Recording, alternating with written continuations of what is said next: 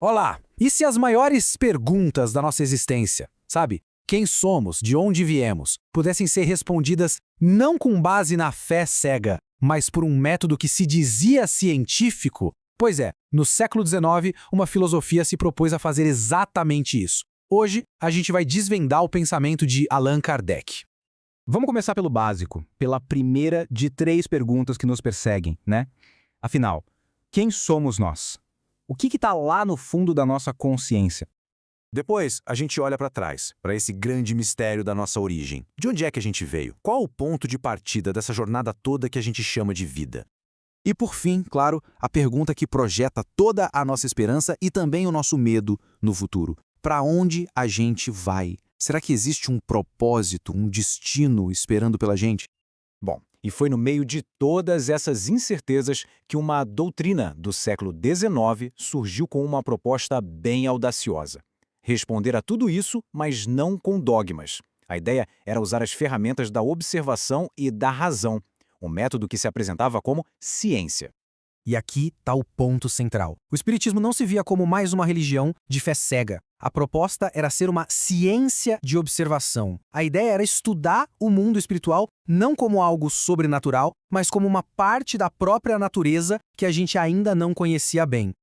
Kardec fazia uma distinção que, para ele, era fundamental. De um lado, a fé cega, aquela que aceita tudo sem questionar, o dogma imposto. Do outro, a fé racional, que era a que ele defendia. Essa fé exigia compreensão, ela tinha que se basear na lógica, na análise dos fatos. A ideia era bem clara: para crer, primeiro era preciso entender. Então, como é que esse método funcionava na prática? Basicamente, era um processo de 4 etapas. Primeiro passo, observar os fenômenos, as manifestações. Segundo, comparar as informações recebidas de várias fontes diferentes para buscar uma consistência, ver se as coisas batiam. Terceiro, a partir dessa comparação, deduzir as regras gerais, as leis por trás dos fenômenos. E por último, construir a teoria, mas sempre partindo dos fatos, e nunca de uma ideia pré-concebida.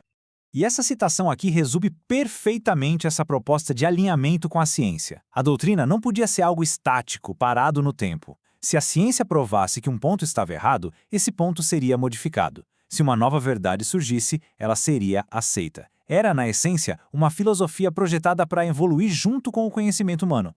Certo, já entendemos o método. Mas, o que foi que essa ciência teria revelado sobre a estrutura do universo e da nossa própria existência? Vamos ver isso agora.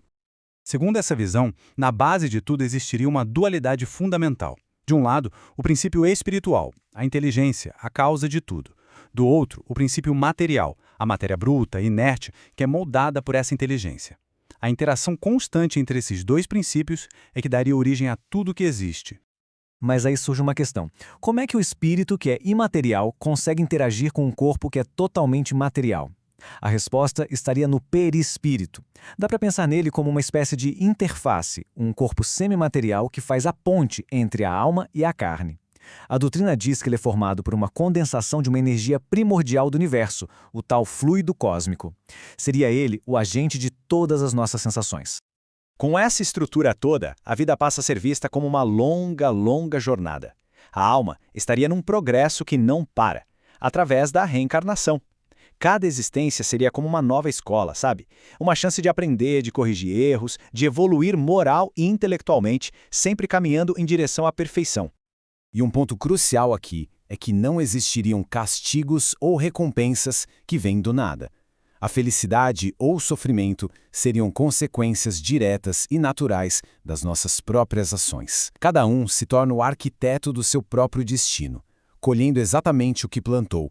Tudo isso sobre uma lei universal de causa e efeito. Agora, vamos ver como essa visão de mundo lida com aqueles fenômenos que a gente costuma chamar de sobrenaturais. A proposta aqui é bem radical. Não existem milagres, o que existe são leis da natureza que a gente ainda não conseguiu compreender. A diferença na abordagem fica muito clara aqui, né? Curas que eram vistas como milagres, por exemplo, seriam explicadas pela manipulação de fluidos e de magnetismo. Aparições não seriam fantasmas assustadores, mas a manifestação do perispírito de alguém que já viveu. Até a previsão do futuro seria vista como uma capacidade da alma operando sob leis naturais que a nossa ciência ainda não alcançou.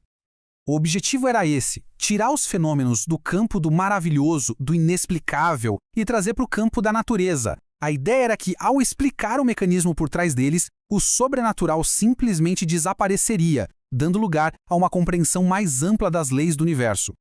Ok, mas qual é o propósito final disso tudo? Para onde essa jornada de evolução está nos levando? A resposta, segundo a doutrina, é uma só: o progresso. Um progresso que é tanto individual quanto coletivo.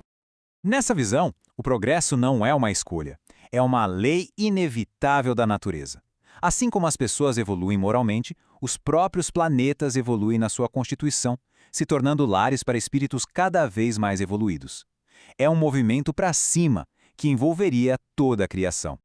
Só que existe um grande obstáculo para esse progresso coletivo. A doutrina identifica um inimigo principal: o egoísmo. Ele é visto como a raiz de todos os males da sociedade, a negação da caridade. E sem caridade, não existiria uma base para uma sociedade segura e em paz.